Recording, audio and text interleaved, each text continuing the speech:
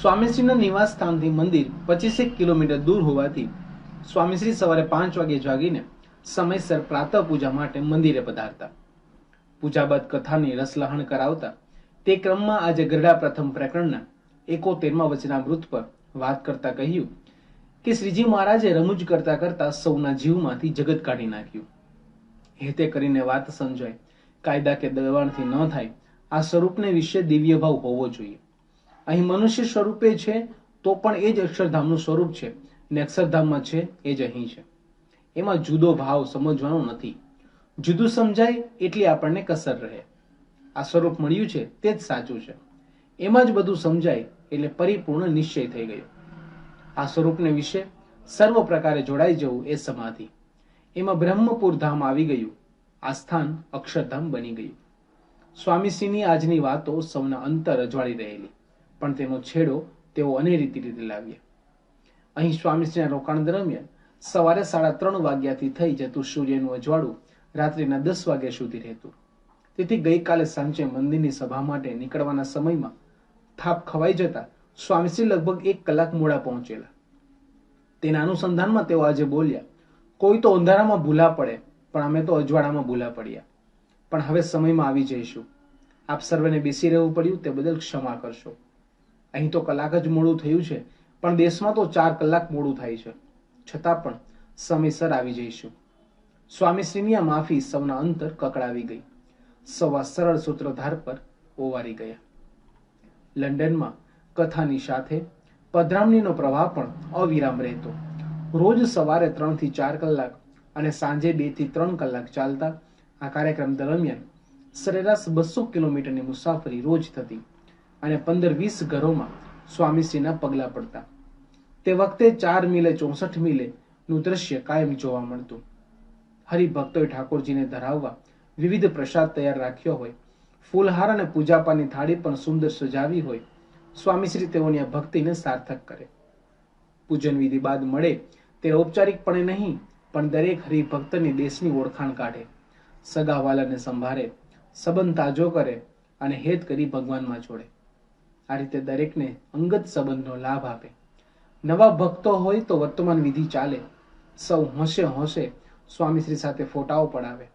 સ્વામીશ્રી કુટુંબમાં દરેક સભ્યના ધર્મ નિયમ કેવા દઢ છે તે પણ પૂછી લે. જો કોઈને વર્તમાનમાં ફેર પડ્યો હોય તો વાતો કરી સમજાવે. આશીર્વાદ આપી હાથમાં જળ મુકાવી પ્રતિજ્ઞાબદ્ધ કરે. તેઓના સ્નેહ અને સમજાવટથી ભલભલા યુવાનો પણ પળમાં વ્યસન છોડી દે. નાના બાળકોને પણ સ્વામીશ્રી વાંસામાં હાથ ફેરવતા કે ગળામાં કંઠી પહેરાવતા પૂછી લે, નિશાળમાં શું ખાઓ છો? જો કોઈ બાળક કહે કે મીઠ ખાઉં છું તો તેને પણ વાલથી સમજાવે અને તે ન ખાવાનું વ્રત લેવડાવે. કેટલીક જગ્યાએ તો મુમુક્ષુ સ્વામીશ્રી પાસે નિષ્કપટ થાય અને પશ્ચાતાપનું ઝરણું તેની આંખોમાંથી વહી છૂટે. આમ તેઓ જે ઘરમાંથી પધરામણી કરીને નીકળે ત્યાં દોષ હરન શીતલ કરન ઘનસમ સંત સુધીર મુક્ત જ્ઞાન જણ વર્ષ કે હરત સબ કી પીર નો અનુભવ સૌ કરી રહેતા. સવારના 5 વાગ્યાથી રાત્રિના 12-1 વાગ્યા સુધી સ્વામીશ્રી આ રીતે કાર્યરત રહેતા. બપોરે 1 કલાક આરામ મળે તો મળે. તારીખ 9 જૂનની સવારે ભારતીય હાઈ કમિશનરના નિવાસ સ્થાને સ્વામીશ્રીની મુલાકાત ભારતના તત્કાલીન વડાપ્રધાન શ્રી મોરારજી દેસાઈ સાથે થઈ. ત્યારબાદ તેઓએ સ્ટેમ્પ હેડ હિલ વિસ્તારમાં નવા મંદિર માટેની વિશાળ જગ્યા જોઈ એક ઘર પર પધાર્યા.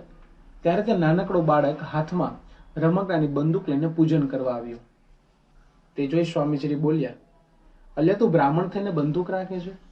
આપણે તો હાથમાં માળા શોભે. આમ કહી તે બાળકના હાથમાં માળા આપી. સમાજમાં એક કાંટાને ફૂટતો અટકાવી જાણે કુસુમ ખેલવી દીધું.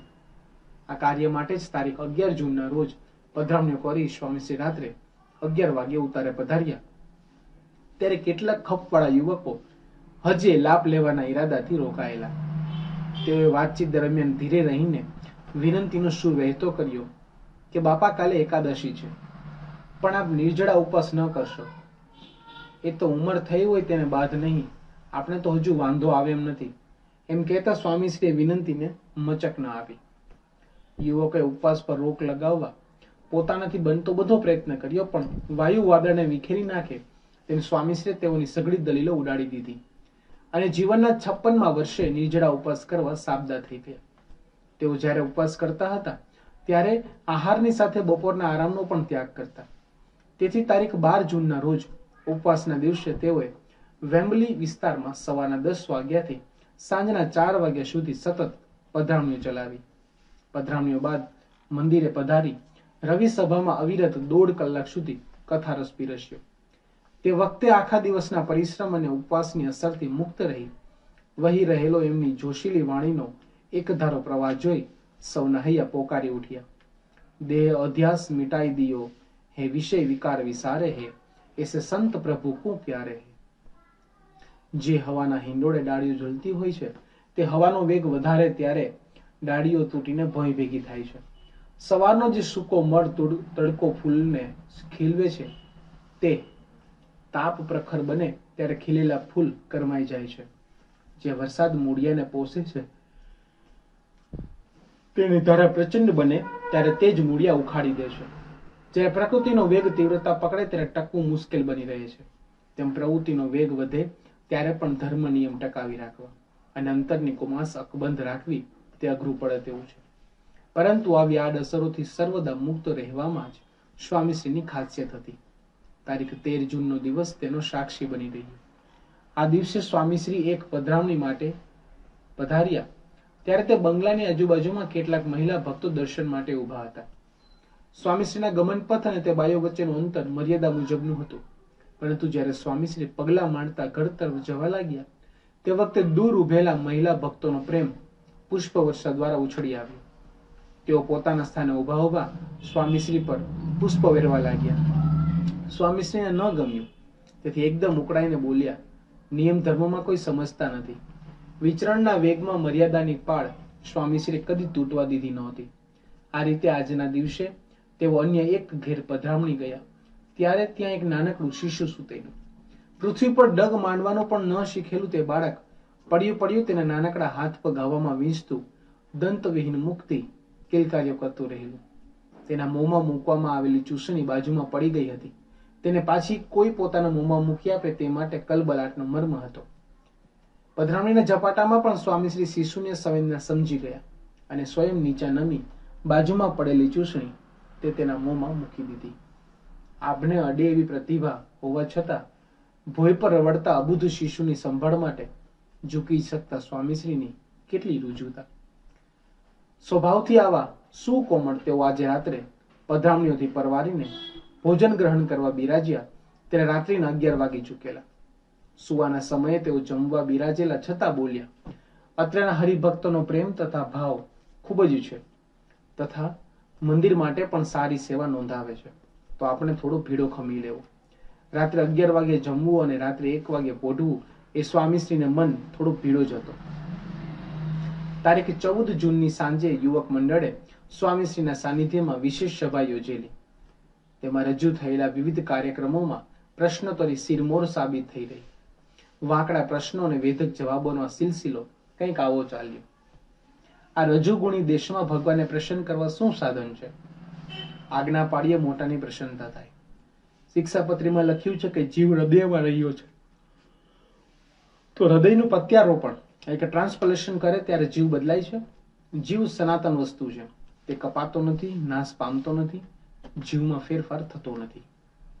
દરેક કાર્યમાં શ્રીજી મહારાજની ઈચ્છા કહેવાય છે, તો સારામાં તો કહેવાય પણ ખોટામાં કહેવાશે? ઝેર ખાવાની ઈચ્છા થતી નથી, સાપ વીછી પાસે બેસી સમાગમની ઈચ્છા થાય છે? નથી થતી. માટે ભગવાને બુદ્ધિ આપી છે તો સારા અસાર વિચારવું. આપણને આ શક્તિ છે માટે ખોટું કરીએ છીએ, બાકી ખોટી ક્રિયામાં ભગવાનની ઈચ્છા નથી. ખોટું કાર્ય કરતા પહેલા અંદરથી અવાજ આવશે કે બરાબર કરતો નથી. હા પાડે છે તે મન છે ને ના પાડે છે તે જીવ છે. ભગવાન ભજવામાં સરળ માર્ગ કયો? ગૃહસ્થનો કે ત્યાગીનો? આજ્ઞા રહીને ભગવાન ભજવા તે સરળ માર્ગ, બહાર વર્તે તો દુઃખ. લખ 84 તથા અક્ષરધામ ક્યાં છે? શાસ્ત્રમાં વિશ્વાસ રાખવો. ચંદ્રલોકમાં ગયા તેને જોયા નથી તો પણ વૈજ્ઞાનિક સાચો છે તેવું મનાયું તો તે હકીકત મનાય. તેમાં આપણા ગ્રંથો ગીતા, ભાગવત, વચનામૃત સાચા છે. ગપ્પા માર્યા નથી. અક્ષરધામનું વર્ણન જુનારા પુરુષોએ કર્યું છે. તેમાં શ્રદ્ધા વિશ્વાસ રાખીશું તો આપણને પણ તેવો અનુભવ થશે. છતી દેહ અક્ષરધામ એટલે શું?